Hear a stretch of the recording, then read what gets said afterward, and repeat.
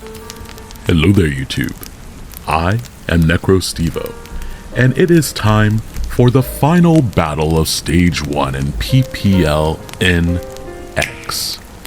For this final battle, this is actually the bronze tier. So at the end of the week,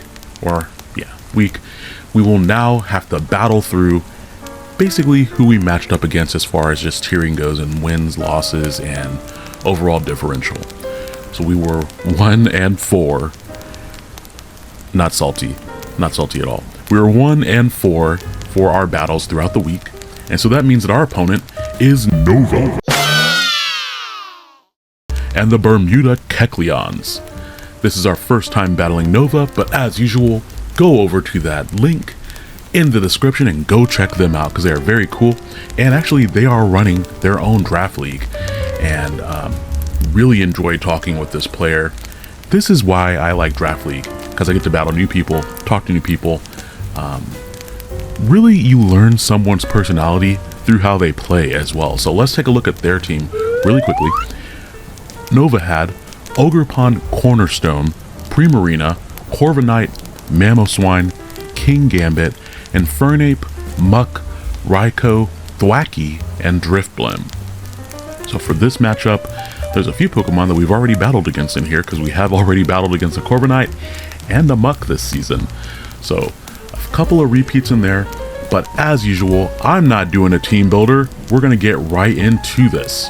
Now, I actually forgot to hit start on the recording, so I ended up leading with my Thundurus Therian as Nova led with their Ogerpon. And in hindsight, that should have been really obvious because against the 6 that I brought, Ogerpon just clicks Ivy Cudgel and smacks things.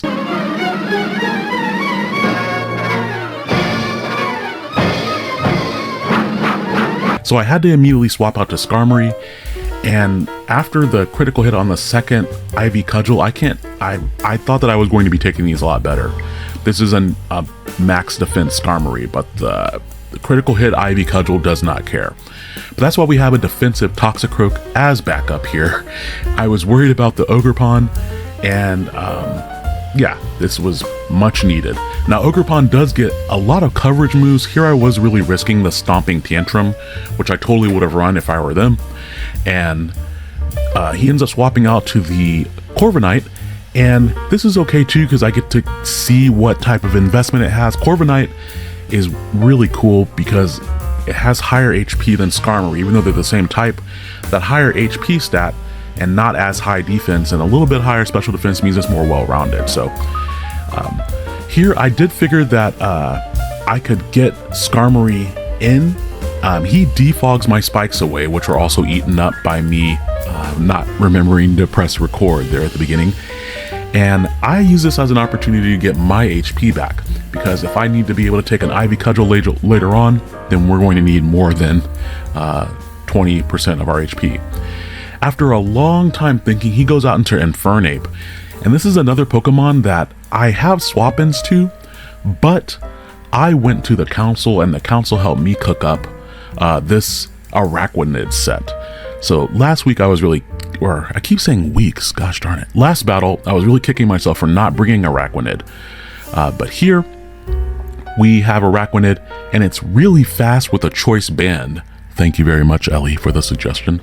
And Choice Band means that there is nothing on his team that can take 2 hits from this Araquanid. The reason to run it this speedy is just to help outrun something like, the Corviknight. I don't want to get outsped by that and hit by a Brave Bird or anything like that. And so we're just able to really, really hurt this Corviknight. Now, unfortunately, between the Rocky Helmet chip and taking the chip from the Flamethrower, and we're going to have to hit it again. This Rocky Helmet chip is really annoying here, so I take a lot of damage just from making contact with the Corviknight. But taking out Corviknight is great. Now if I get back up a layer of spikes, it's there to stay.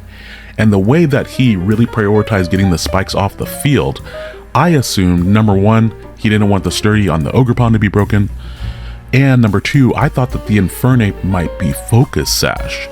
And so I was worried about both of those in the back, and you can see once again we're in a position where he can just bring out the Ogerpon and hit me with the bonking stick.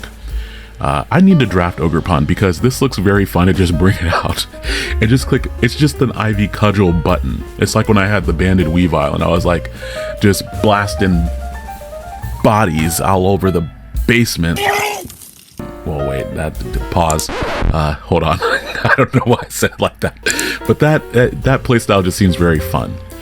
Now, having this max defense, well, near max defense, it has a lot of speed, but having a high defensive investment on Toxicroak works out great here.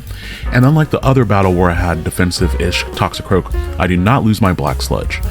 So he does go out to the Muck, but we are prepared for this because we have Earthquake. Muck does get Zen Headbutt for a coverage move, but I didn't anticipate that he would fit that on a set. Muck is another Pokemon that I really like, just being a Gen 1 player. But here, I didn't anticipate really being bothered too much by the Toxic Spikes. So after I take out the Muck with Earthquake, that affords him another free swap into the Infernape. And I think that it might have been a better play to let Thundurus go down. So I end up going out into Araquanid. Based off of the Pokemon that he had remaining on his team, Araquanid actually it definitely outsped the Muck. It definitely outsped the Corviknight. We saw both of those interactions just based off of the speed tiers. But it is probable. I don't know which one of those I would choose. But I know that it would have outsped the King Gambit, and he probably had Sucker Punch. And I would not have outsped the Raikou. So I think it was worth saving my Araquanid for going up against the King Gambit. But I did let Araquanid go down for a safe switch into Thundurus, thinking, okay, at best he could have Stone Edge and that would not KO me, especially if he's Focus Sashed. He goes out into his Raikou, and me just wanting damage and to break that sash, I just went straight for Thunderbolt onto the Raikou. Raikou does not have leftovers or anything, so I'm not really worried about it setting up Calm Mind, but it is definitely faster than my Thundurus, and here we see Extra Sensory. For those of you who don't know, this move can flinch, so I was really worried about him flinching me. I knew from calcs that if I got to +2, I can 2-hit KO him with Grass Knot, so I just went for Nasty Plot, and then he goes for another Scald here, or rather his first Scald, and I was close to swapping out on the Extra Sensory to try to go into Weavile, but I was afraid he'd swap moves expecting that, so I am happy that I stayed in there, because Scald and Extra Sensory both have 80 base power, and they both, I'm pretty sure, have 30% chances of their secondary effects happening. So it was less risky for me to stay in here and take all this extra damage on my Thundurus. Of course, unfortunately, now that means that Thundurus can't take a hit from the Infernape either. I really needed to keep it above 50% HP in order to take the Flamethrower from Infernape. Now, he is forced into the Infernape here because I have +2 special attack. That means that he has to bring out something faster in order to hit me. And I was running calcs and I was like, well, if he's for some reason bulky or something and not Sash, then he won't KO me. But that does look like he's pretty invested into the special attack there. Infernape is outsped by my Zoroark, Hisui, and the bad thing is that I speed tie his Ogerpon Cornerstone. Now, we have seen previously this exact Zoroark win the speed tie in battle number 3. It won the speed tie against a Latias. So really here, I break Ogerpon's sturdy ability with a Shadow Ball on its switch in, take a little bit of poison damage, and I just need to win the speed tie, and I'm in a fantastic position. The question is, do we win the speed tie? The answer might surprise you. No, we get hit by a bonking stick once again. So now with Zoroark down, I could have gone straight out into Toxicroak there, but 2 critical hit Ivy Cudgels might have finished me off, and I didn't want to be in the position where I didn't have Toxicroak and I didn't have Zoroark. Here I knew I could take even a 1 critical hit Ivy Cudgel and just go for Draining Punch to finish it off. Now the downside is that I don't have anything for Infernape, and I was still thinking that the darn thing was sashed. I will let you all know it was actually expert belt this whole time. It was not sashed, which of course absolutely makes sense with the great coverage that it gets. But Infernape and having the King Gambit in the back kind of puts this into a little bit of a checkmate scenario, because here I could have gone for Earthquake and hope to live, but I went for Sucker Punch to break what I thought was a sash at the time. And then it's like, okay, I just need to maybe try to chip him down. Maybe I can get him into a range of a critical hit. Ice Shard here. But even with all of that, it wouldn't be enough damage. I do pull a cheeky swap into the Weavile to kind of bait the Mach Punch before I go into Skarmory to do more chip damage. But it's just not enough. It's too little too late. So all that being said though, that is the end of stage number 1 in the PPL NX. And so now we have stage number 2 that we're going to be drafting for after these, I guess, playoffs are complete. For that, I will have a brand new draft and hopefully renewed vigor to tackle some of these battles.